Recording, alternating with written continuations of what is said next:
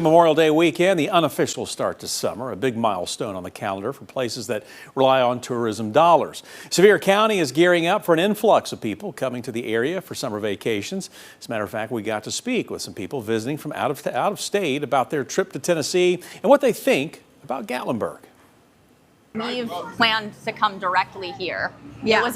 It was initially supposed to be a road trip. But then we decided, hey, let's just go straight to Gatlinburg, hang out there for a few days, and then drive home.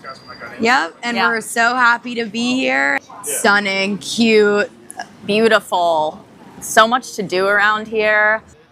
You know, one Gatlinburg attraction rolling out something new for early risers. Ripley's Believe It or Not is unveiling its new sideshow gallery this morning. The gallery showcases carnival-themed exhibits, a live performance by Helza Poppin, a modern-day freak show, if you will, known for its fire-eating and sword-swallowing stunts, and all the oddities we've come to expect from Ripley's.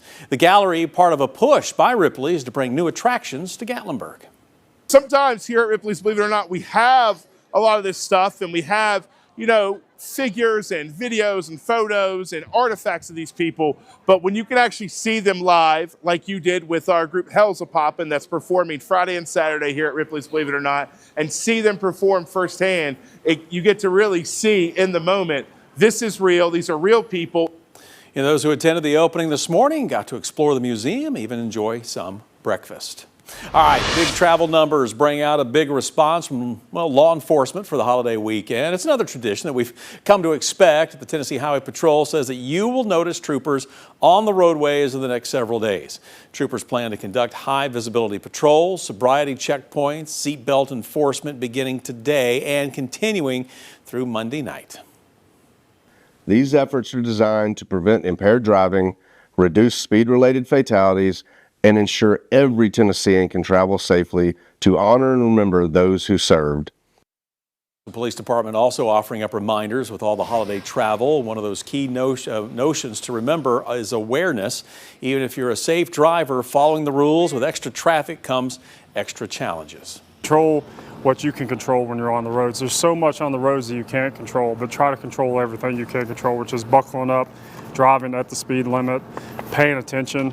Driving, again, is one of those activities that we often take for granted because it is, you know, we do it so much that, but it is a really complex activity where there's a lot of factors to be considering all the time. So you really have to have your full attention on the roads.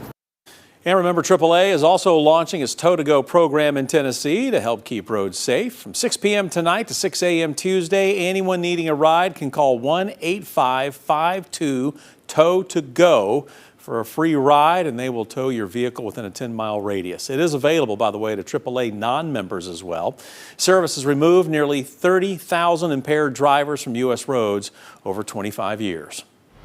The messages of roadway safety, just one part of a big call from leaders at all levels. Another point of emphasis coming today from Tennessee Secretary of State Trey Hargett, raising awareness about the all too common tragedy of a child left in a hot car during the summer months. Just last August, we learned of a death involving a young child in Collegedale outside of Chattanooga. And unfortunately, the child was left in a hot car for several hours as temperatures approached 90 degrees on a heartbreaking day. But we know these tragedies are preventable, and we encourage anyone who is transporting a child during the summer months to contact us or one of our partners to get their free baby in the back hang tag.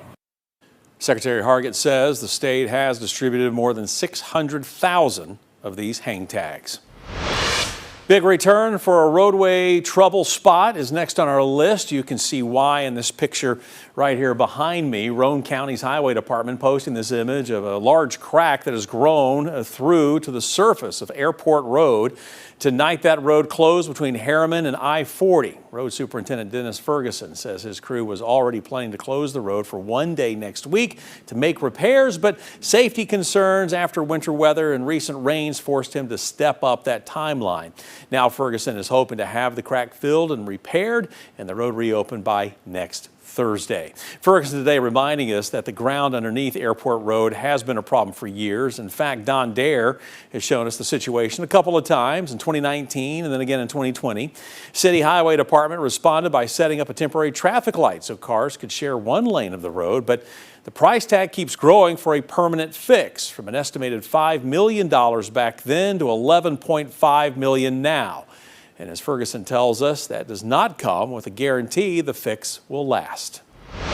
All right, our list rolls on to the city of Knoxville's effort to, well, drum up more funding. You know, we told you yesterday when Mayor India Kincannon proposed raising the special purpose local option sales tax to raise that money.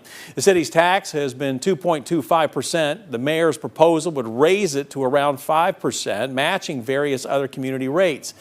Mayor Kincannon sharing it would exempt groceries from the raised sales tax, along with baby diapers, formula, and wipes that are already exempt. Now, here's the city's breakdown of where the money would go. $10 million for affordable housing, $5 million for facilities and maintenance, $12 million to greenways and road paving, $10 million for parks, and $10 million for sidewalks and traffic calming.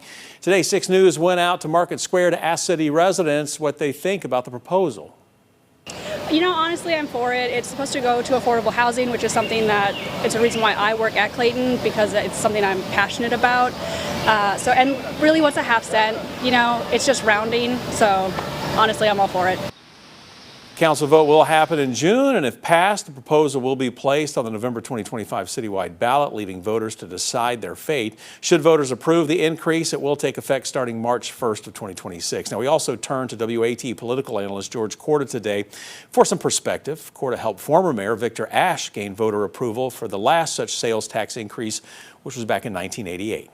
Well, essentially, she's trying to avoid a property tax increase. Okay. The challenge is you're asking people to vote for a tax on themselves, which is always a challenge. And I happen to design the campaign for what I think is the only successful sales tax referendum in the last 40, 50 years when I was with the city. And Mayor Ashe, I worked for Mayor Ashe, and he put together a coalition of people to support it who typically would not have been for it. So that was enormously helpful. Goes on to say that another major benefit to the campaign was that Mayor Ashe laid out exactly what was to be done with all the taxpayer dollars across the city. Now, the proposal first goes to City Council for a vote. That's going to happen sometime in June. It would go then to voters in November. If voters give the go-ahead, the increase would take effect starting March 1st next year.